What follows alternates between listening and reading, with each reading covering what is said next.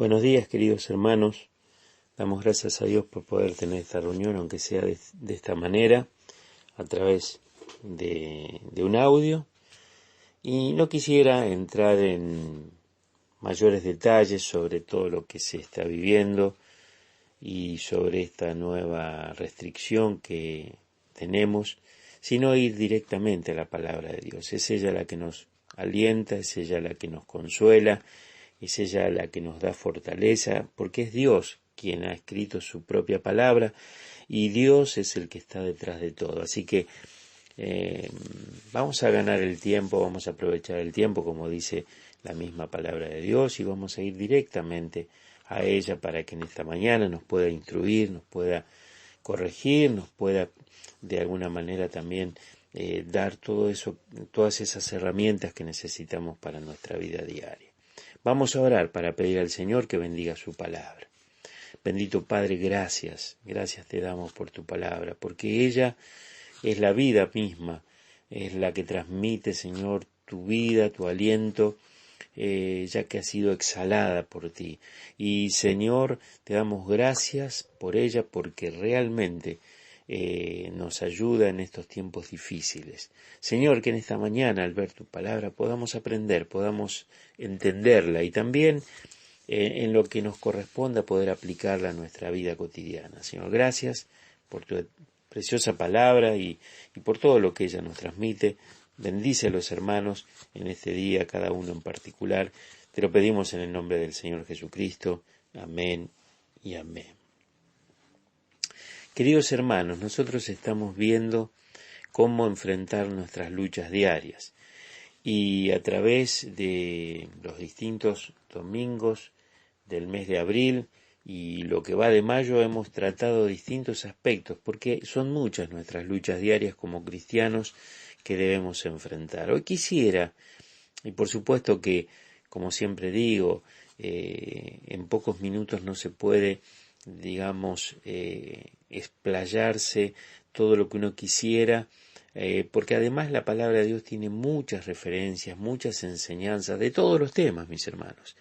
Cada vez que he tenido que ir a buscar en la palabra de Dios cosas sobre estos temas que venimos hablando, es impresionante.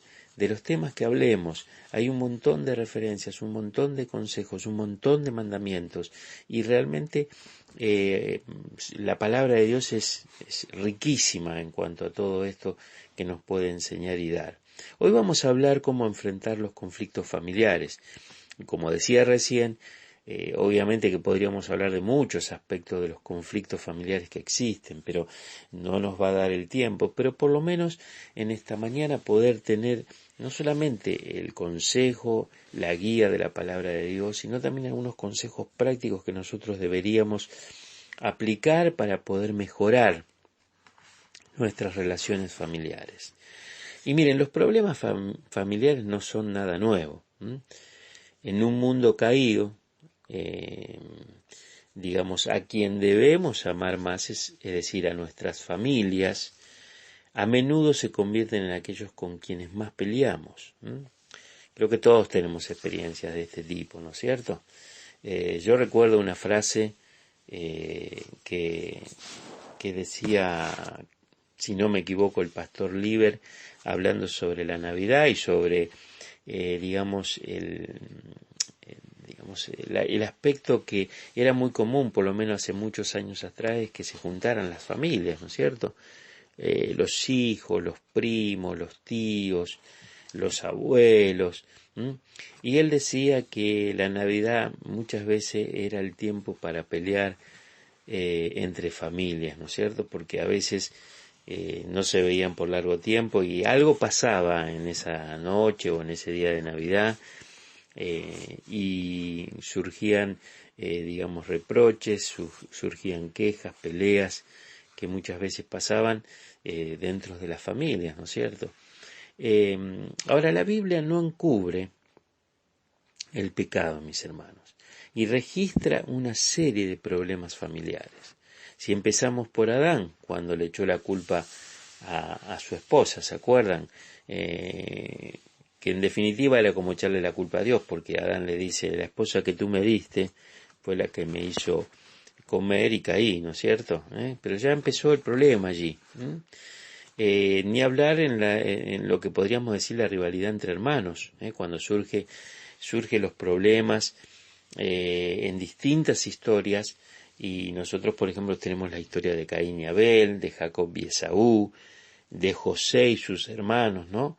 Es decir, hay situaciones entre hermanos que también la palabra de Dios lo ha registrado para que nosotros podamos leerlo y ver que también allí había estos conflictos familiares, ¿no? Los celos entre esposas, que era una de las consecuencias negativas de la poligamia, algo que Dios nunca estuvo de acuerdo, y no es el tema de hoy, pero evidentemente había problemas cuando alguno de los hombres tenían más de una esposa, ¿no es cierto? Y bueno, uno puede leer las historias de Ana, su dificultad que tenía con Penina, o la historia de Lea y Raquel, que eran hermanas ellas entre sí, ¿no? También podemos ver el caso de Elí y Samuel, cómo trataron con sus hijos descarriados, ¿no? Siempre he pensado en el caso de Samuel, un hombre que fue educado prácticamente en la casa de Dios, con una madre, muy piadosa, y bueno, los hijos de Samuel salieron desviados, mis hermanos, y no creo que le haya faltado en su hogar la piedad y el conocimiento de Dios, porque Samuel fue un hombre de Dios, un verdadero hombre de Dios.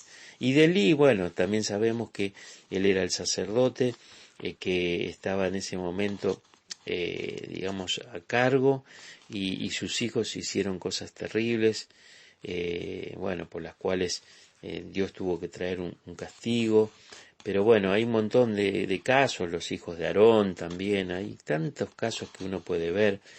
Bueno, tenemos el caso también de Jonatán, que casi es asesinado por su propio padre, Saúl, ¿no? Que lo quiso matar de alguna forma. En realidad, Saúl se había vuelto como loco por la aparición de David, ¿no es cierto? Y bueno, y de esa amistad que tenía Jonatán con David, ¿no es cierto?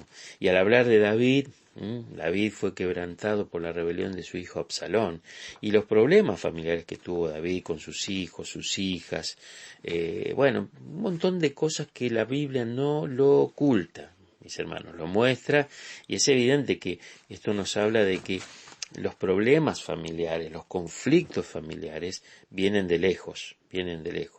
Ahora, en cada uno de estos casos que yo mencioné recién, las relaciones se dañaron por el pecado, mis hermanos. Y la Biblia tiene mucho que decir acerca de las relaciones, incluyendo la dinámica familiar, ¿no? Porque la familia fue la primera institución que Dios estableció para la interacción humana. Si uno va al libro de Génesis, en el capítulo 2, ahí uno puede empezar a leer cuál era el propósito de Dios al crear al hombre y al crear a la mujer, ¿no es cierto? Él creó una esposa para Adán y los unió en matrimonio. Y el mismo Señor Jesucristo, en capítulo 19 de Mateo, él cita este suceso cuando dice: lo que Dios juntó no lo separe el hombre, ¿no? Entonces, el plan de Dios es que un hombre y una mujer permanezcan casados hasta que uno de ellos muera. Él quiere bendecir esa unión con los hijos que se van a criar, como diría el apóstol Pablo en Efesios capítulo 6, en disciplina y amonestación del Señor. Ahora, muchos problemas familiares, hermanos, surgen cuando nos rebelamos contra el diseño de Dios. Por ejemplo, el adulterio, la poligamia y el divorcio causan problemas porque se apartan del plan original de Dios. Y por supuesto, los antiguos sufrieron las consecuencias de estas desobediencias, de este rebelarse contra el diseño de Dios, ¿no? Y por supuesto que nosotros también vamos a padecer las mismas consecuencias. Ahora, la Biblia da instrucciones claras acerca de cómo los miembros de una familia deben tratarse entre sí. El plan de Dios es que los maridos amen a sus esposas de la misma manera que Cristo ama a su iglesia. Efesios capítulo 5 y versículo 25 en adelante nos habla de esto. Y esto es importante, mis hermanos, porque hay una instrucción clara de que los maridos deben amar a sus esposas como Cristo amó a la iglesia. Y entonces uno podría preguntarse, bueno, ¿y cómo Cristo amó a su iglesia? Y bueno, se entregó a sí mismo por ella, mis hermanos. Y este es el mandato y es la instrucción que Dios le da a los esposos. Ahora, también dice la palabra que las esposas deben respetar a sus maridos y someterse a su liderazgo. Nosotros lo encontramos en el mismo capítulo 5 de Efesios, que hay también instrucciones para las esposas. En el capítulo 6 de Efesios nos muestra cómo los hijos deben obedecer a los padres. También encontramos instrucciones en el libro de Éxodo, capítulo 20. Ahora, ¿cuántos problemas familiares se resolverían si los maridos, esposas e hijos simplemente siguieran esas reglas básicas, ¿no es cierto? Y miren, mis hermanos, a diferencia de los incrédulos, los creyentes estamos obligados a guardar una conducta digna de nuestra vocación como hijos de Dios. Es importante ver algo en la palabra de Dios y vamos a ir viendo algunos textos en el día de hoy que nos ayudarán muchísimo. Vamos a buscar 1 Timoteo, capítulo 5 y versículo 8. 1 Timoteo, capítulo 5 y versículo 8. Dice así la palabra de Dios allí. Porque si alguno no provee para los suyos y mayormente para los de su casa, ha negado la fe y es peor que un incrédulo. Y miren, hermanos, hasta el Señor Jesucristo tuvo palabras duras para quienes eludieron sus responsabilidades financieras, económicas con respecto a sus padres ancianos, afirmando que habían dado todo su dinero para el templo. Fíjense lo que dice Mateo, capítulo 15, vamos a buscar allí, Mateo capítulo 15 y los versículos 5 y 6. Mateo 15 y los versículos 5 y 6 dicen así: pero vosotros decís, cualquiera que diga a su padre o a su madre, es mi ofrenda a Dios todo aquello con que pudiera ayudarte, ya no ha de honrar a su padre o a su madre, así que invalidando el mandamiento de Dios por vuestra tradición. Así habéis invalidado el mandamiento de Dios por vuestra tradición. ¿Qué sucedía? Algunos decían, no te puedo ayudar, papá, porque tengo que poner la ofrenda. Tengo que poner la ofrenda en el templo, ¿no es cierto? Y entonces dice acá el Señor Jesucristo, cualquiera que diga a su padre o a su madre, no te puedo ayudar porque lo que tengo es una ofrenda para Dios, dice el Señor que ya no honra a su padre y a su madre, porque de esa manera ha invalidado el mandamiento que dice que honremos a nuestros padres, a papá y a mamá cuando lo tenemos. Entonces, fíjense lo importante que es esto en el tema del cuidado de los miembros de una familia, cómo debemos cuidar a nuestra familia. Lo que leímos en 1 Timoteo 5:8, que lo vuelvo a repetir, dice, porque si alguno no provee para los suyos y mayormente para los de su casa, ha negado la fe y es peor que un incrédulo. Por supuesto, mis hermanos, un creyente tiene que trabajar y si por un tiempo se queda sin trabajo, deberá ver de qué manera poder sostener a su familia. Sabemos que estamos en un territorio, sobre todo en este país, donde hay mucha inestabilidad, mucha falta de trabajo, muchas situaciones, ¿no? Yo mismo me he quedado 2 veces teniendo a mi familia, ya estaba casado, tenía hijos y 2 veces me quedé sin trabajo y fueron momentos difíciles, hasta que volví a, digamos, conseguir un trabajo para poder sostener a mi familia. Pero bueno, es importante que sigamos las instrucciones de parte de Dios. Y la clave para la armonía en la familia no es la que naturalmente queremos aplicar. Por eso Efesios 5:21 dice, someteos unos a otros en el temor de Dios. Miren, la sujeción está en oposición directa al deseo de nuestra carne para gobernar y hacer su voluntad. Defendemos nuestros derechos, nuestras causas, nuestras opiniones y hacemos valer nuestros propios intereses siempre que nos sea posible. Es así. Entonces, la forma de Dios en cuanto a esto es crucificar nuestra carne. Pueden leer ustedes, mis hermanos, y ahora por cuestiones de tiempo no vamos a buscar estos textos, pero en Gálatas 5:24 y en Romanos 6:11, y sujetarnos a las necesidades y deseos de los demás siempre que podamos. Entonces, es de alguna forma ir perdiendo ese yo que trata siempre de pensar en mis derechos, en mis causas, valen mis opiniones, valen mis propios intereses, y empezar a pensar en los otros, mis hermanos. Y miren, el Señor Jesús es nuestro modelo para esa clase de sujeción a la voluntad de Dios. Dice 1 Pedro 2:23, quien cuando le maldecían no respondía con maldición, cuando padecía no amenazaba, sino que encomendaba la causa al que juzga justamente. ¡Qué tremendo! También uno puede decir, y era el Señor Jesucristo. Bueno, pero Él se sujetó como hombre a la voluntad del Padre, y Él hacía cosas que realmente agradaba a Dios, y de esa manera podía también tener buenas relaciones, mis hermanos, con los hombres, el Señor Jesucristo. La mayoría de los problemas de la familia podrían reducirse si todos siguiéramos las instrucciones que se encuentran en Filipenses capítulo 2 y los versículos 3 y 4. Vamos a buscar allí, Filipenses capítulo 2, vamos a buscar Filipenses capítulo 2 y los versículos 3 y 4. Fíjense lo que dice la palabra de Dios. Nada hagáis por contienda o vanagloria, antes bien con humildad, estimando cada uno a los demás como superiores al mismo, no mirando cada uno por lo suyo propio, sino cada cual también por lo de los otros. Indudablemente, el hecho de poder tener una buena relación familiar va muchas veces a producir un renunciamiento en nosotros, y entonces tendremos que tener en cuenta esta palabra de no hacer nada por contienda o por vanagloria.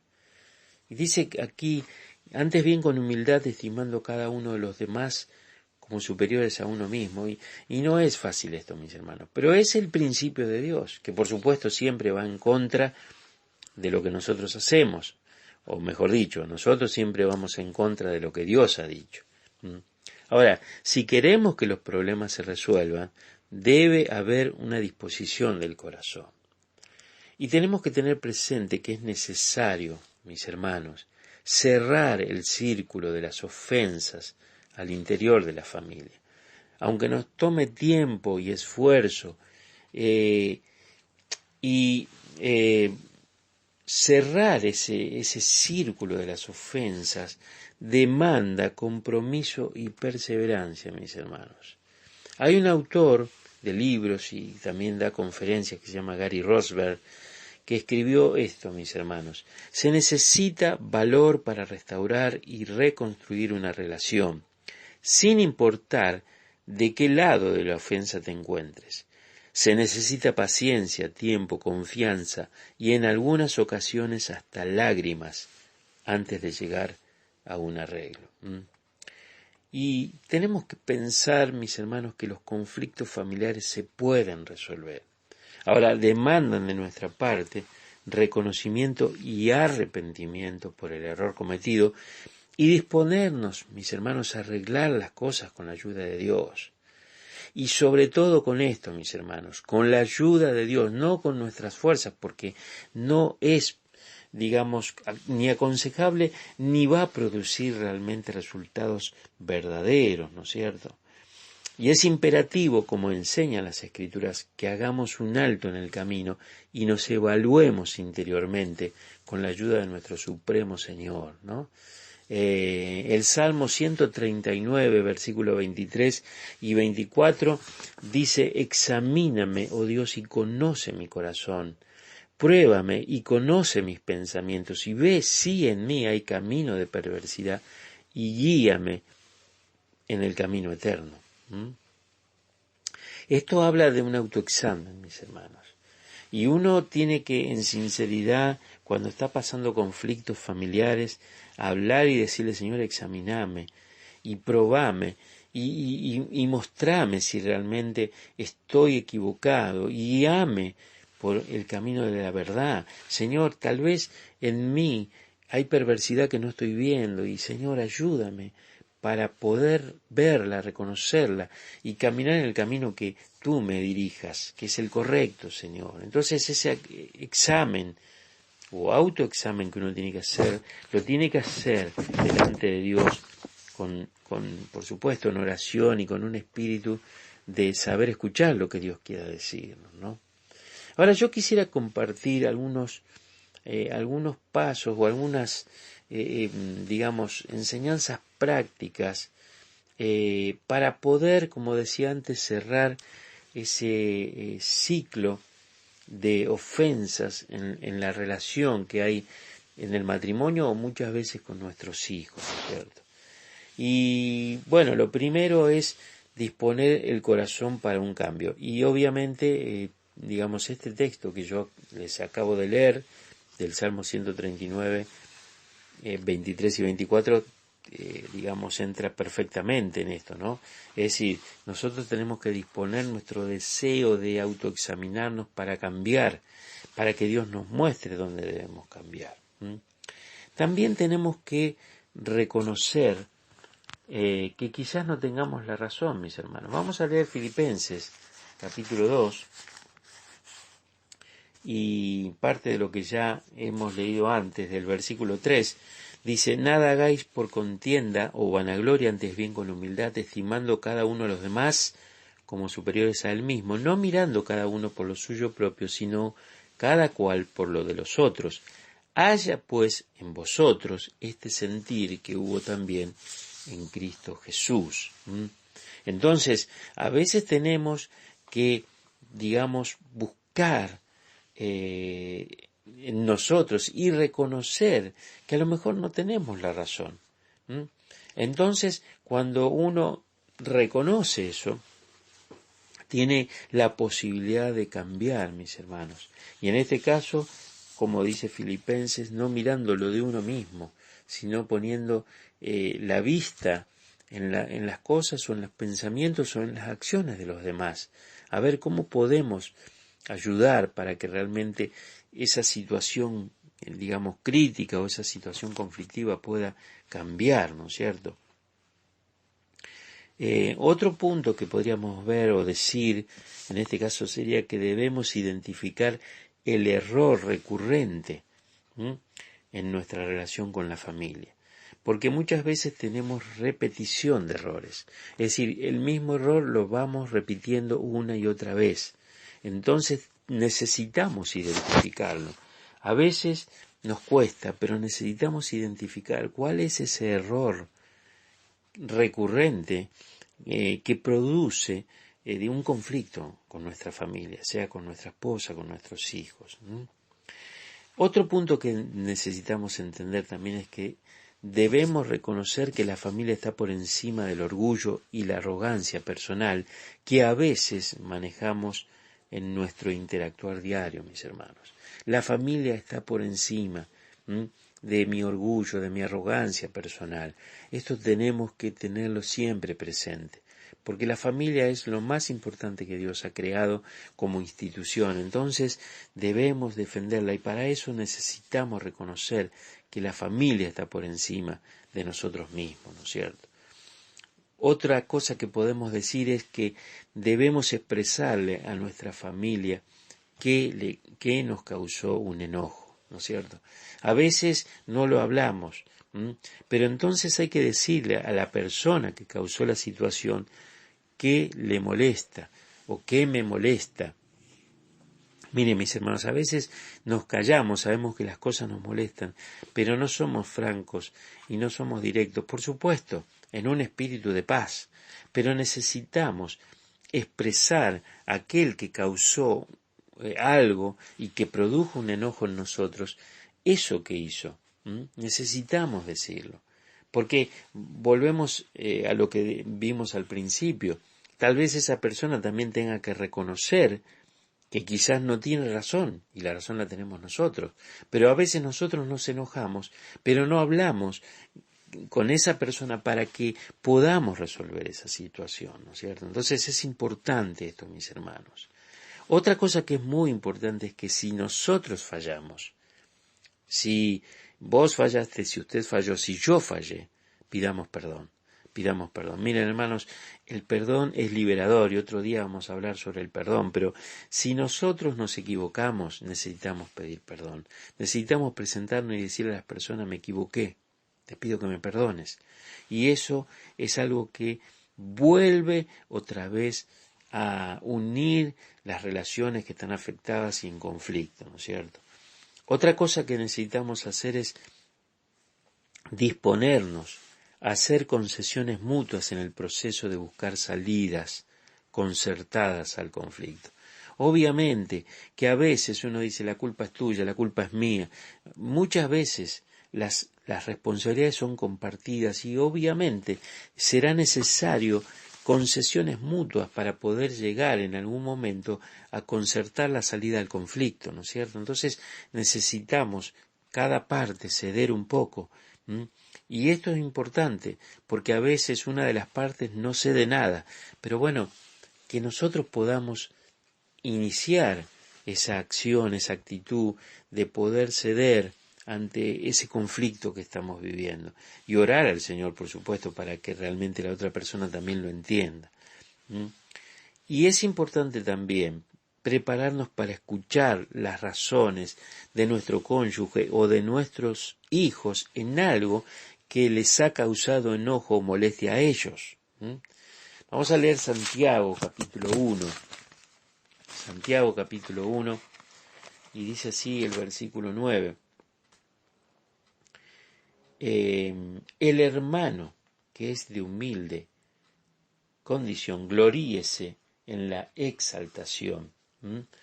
Entonces, a veces nosotros debemos entender que debemos escuchar qué es eso con humildad, necesitamos escuchar con humildad qué es eso que le ha causado a nuestra esposa o a nuestros hijos o a aquel otro familiar, ¿no es cierto? Porque a veces los conflictos no solamente son con la esposa, con los hijos, sino también con puede ser un pariente cercano, un hermano de sangre, una suegra, un suegro, una nuera, un yerno, no sabemos, pero es importante escuchar ese algo que ha causado ese disgusto, esa molestia, ese enojo, ¿no es cierto? Así que, hermanos, esto es importante también. Porque recordemos esto, mis hermanos, el propósito eterno de parte de Dios es que haya entendimiento en el hogar. Los conflictos, las heridas, ya sea emocionales o de otro tipo, el dejarnos de hablar con el cónyuge, ¿sí? Cuando se crean esos silencios donde, no se hablan, el matrimonio no se habla, ¿no es cierto? O castigar a los hijos de una manera irrazonable. Todo eso jamás han estado ni estarán en el plan de Dios, mis hermanos. Entonces, sobre esa base podemos afirmar que el Señor desea ayudarnos en el proceso de resolver los conflictos, mis hermanos. Y recordemos sobre todas las cosas, ustedes y yo, que el primer lugar debe ocuparlo Él. Dios tiene que tener el primer lugar en nosotros.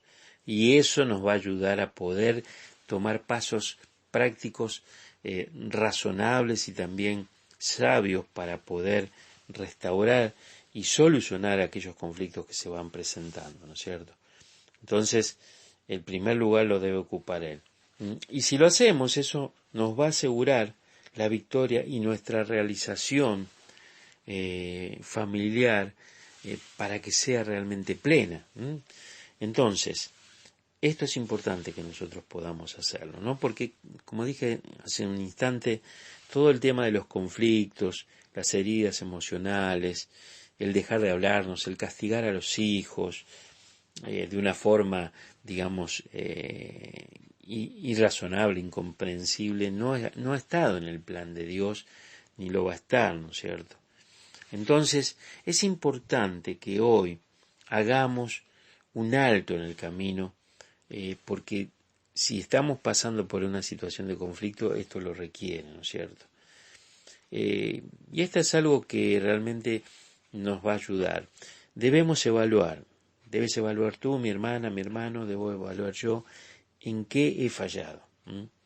Identificar los problemas o cuáles son los problemas recurrentes y disponernos a resolverlos. Por supuesto, con la ayuda de Dios es como podremos lograrlo. Realmente ese es el propósito, ¿no? Sin Dios no podemos solucionar nada, porque aun cuando parezca que solucionamos algo será muy corto, muy temporal, ¿no es cierto? Como dije antes, mis hermanos, a diferencia de los incrédulos, los creyentes estamos obligados a guardar una conducta digna de nuestra vocación como hijos de Dios. Estamos llamados a conducirnos con piedad, con santidad, con madurez, aún en los conflictos de nuestro círculo familiar. Así que es importante que meditemos en esto.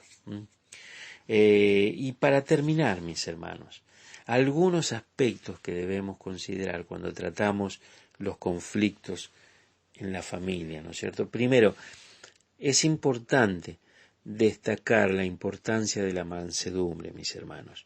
Cuando surgen malos entendidos en la familia, debemos mantener una postura de templanza para no caer en provocaciones, sin dejarnos llevar por las pasiones, por la ira, por el enojo, porque la ira y el enojo son combustibles que aumentan el fuego de la discordia y solo traen pérdida y destrucción, mis hermanos. Por lo tanto, lo primero que debemos tener es mansedumbre, pedirle al Señor que nos dé mansedumbre para poder de alguna forma tratar esos conflictos. En segundo lugar, sea que fuimos agraviados o quienes causamos los conflictos, nosotros como creyentes debemos abordarlos con una actitud sumisa y humilde, mis hermanos. La arrogancia y el orgullo para defendernos o para justificarnos solo traen división y discordia entre los miembros de la familia. Y en este sentido, un requisito indispensable y fundamental en la resolución de conflictos descansa sobre la base de perdonar o pedir perdón, mis hermanos. El perdón, como dije antes, es fundamental porque de alguna manera nos libera, saca una carga de nosotros y no la ponemos sobre otros, sino que realmente esta actitud de perdonar o de pedir perdón es algo muy importante para la resolución de conflictos. Y en tercer lugar, mis hermanos, la importancia de procurar una conversación abierta, respetuosa, donde debe predominar el amor y la compasión. Mientras hay una atmósfera de confianza, mis hermanos, entre los miembros de una familia, la honestidad y la verdad estarán presentes.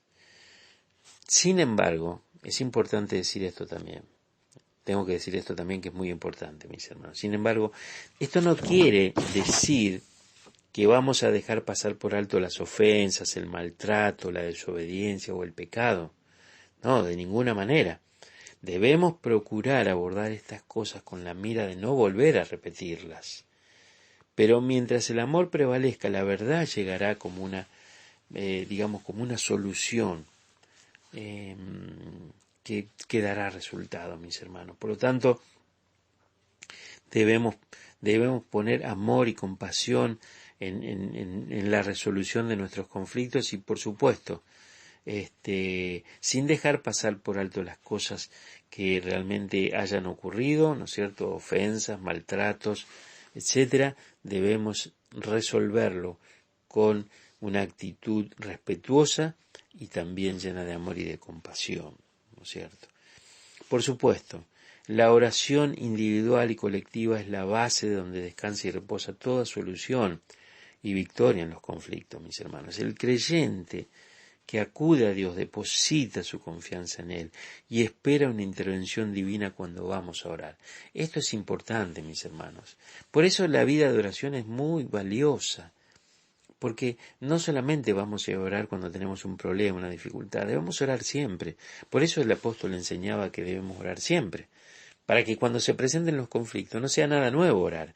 Orar va a ser algo más específicamente por algo, pero ya vamos a tener la gimnasia de saber qué es hablar con Dios, qué es presentarnos delante de Él, ¿no es cierto?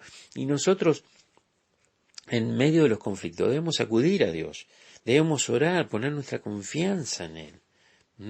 Entonces, es por eso que nuestra responsabilidad para resolver los conflictos debe incluir, mis hermanos, una oración dedicada, constante, fervorosa, porque solo Dios nos puede ayudar, mis hermanos.